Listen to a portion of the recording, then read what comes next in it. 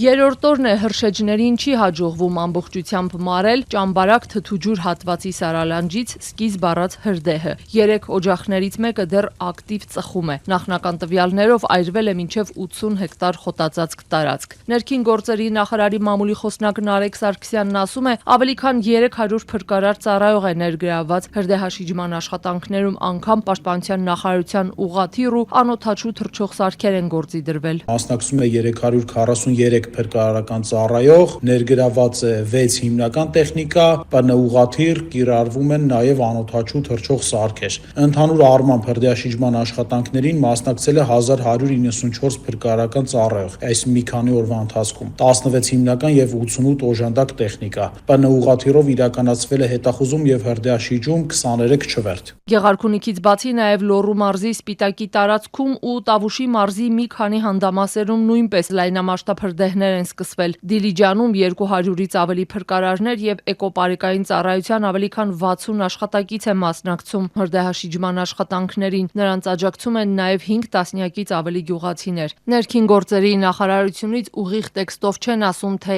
ինչն է հրդեհների պատճառը, բայց զգուշացնող տեսահոլովակով հորդորում են չոր խոտերը, բույսերի մնացորդներն ու տերևները ոչ թե այրել, այլ հավաքել ու աղբ նետել։ Հաճախ մարդիկ չգիտակցելով բացասական հետևանքները գյուղատնտեսական աշխատանքներին ընդառաջ այրում են խոզանն ու բուսական մնացորդները, նպաստելով հողի որակական հատկությունների կորստին, բուսական եւ կենդանական աշխարհի ոչնչացմանն ու մթնոլորտային օդի աղտոտմանը։ Հարգելի քաղաքացիներ, զերծ մնացեք խոզանների այրում կատարելուց, պահպանելով շրջակա միջավայրի կենսաբազմազանությունը, իսկ նկատած հրդեհի կամ ծխի դեպքում զանգահարեք 911 հեռախոսահամարին։ Գեղարքունիքի հրդեհի մասին տարբեր վարկածներ են շրջանառվում, գյուղացիների անփութությունից մինչև կանխամտածված հրդեհումներ, ոմանք նաև կարծում են, թե հակառակորդի մատն է խառը։ Քննչական կոմիտեում էլ չգիտեն պատճառների մասին, ասացին քննություն կսկսեն, կպարզեն միայն այն դեպքում, եթե հանցագործության մասին հաղորդում ստանան ու քրեական գործ հարուցվի։ Իսկ ինչ օդ են շնչում վառվող կամ ծխացող դաշտերի հարակից բնակավայրերի մարդիկ։ Հայաստանում օդի որակը չափում է հիդրոօդերևութաբանության մոնիտորինգի կենտրոնը։ Այս կառույցին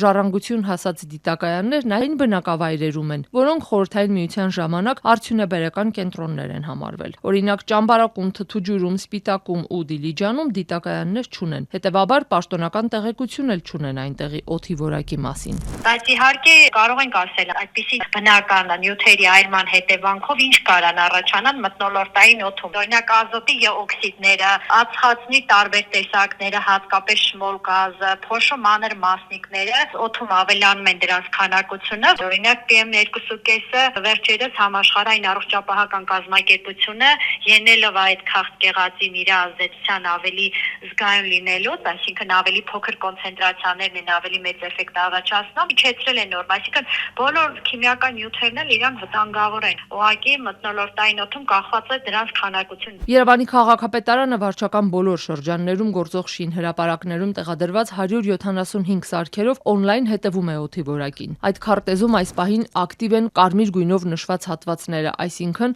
օդի փոշու մասնիկներով աղտոտվածության ցուցանիշը հատկապես զգայուն խմբերի համար անառողջ կամ շատ անառողջ է համարվում։ Այսօրվա գործակարգավարականում քաղաքապետ Ավինյանն է ուղիղ համեմատական տարել հատկապես Ճամբարակի հրդեհների ու Երևանի օդի որակի միջև։ Հրդեհները իրենց հերթին, բայց նաև այդ տերևների վառել, աղբի վառել, չգիտեմ, տարբեր տեսակի ինչ-որ բաների այրումը բակերում, դրանք անթույլատրելի են եւ իրականում այս մեծ ծավալի մեջ, քաղաքի ծավալի մեջ, երբ որ դրանք բոլորը միաժամանակ տեղի են ունենում, այդ տոքսինները հավաքվում ու մնում են մեր օդում շատ երկար ժամանակ։ Ես ձեզ վստահեցնում եմ, այդ միած շենքի կառուցումը եւ իր ամբողջ ստեղծած փոշին, այդ ընդամենը մի բակի, այտենց միած լավ կույտի տերևների այրումը, որ շատ ավելի թունավոր է եւ վտանգավոր։ Ավելի ուշ քաղաքապետարանից փոխանցեցին Երևանում օդի աղտոտվածությունը սեզոնային է։ Ձմռանը աստիճանի նվազման, օդի լճացման ու անբարենպաստ եղանակային պայմանների պատճառով փոշին ու ծուխը կուտակվում են քաղաքի ստորին հատվածներում։ Քաղաքային իշխանությունն էլ է զգուշացնում, հատկապես այս շրջանում տերևների, խոզանների վառելիքի այրումն ու հրդեհները մեծացնում են օրգանական փոշու ու ծխի պարունակությունը։ Դրա հետևանքով գիշերային ժամերին աղտոտվածության մակարդակը բարձրանում է։ Մասնավորապես նախորդ գիշեր մենք արձանագրեցինք օդի որակի էական վատթարացում պայմանավորված Հայաստանի Հանրապետության տարբեր հատվածներում խոշոր հրդեհներով։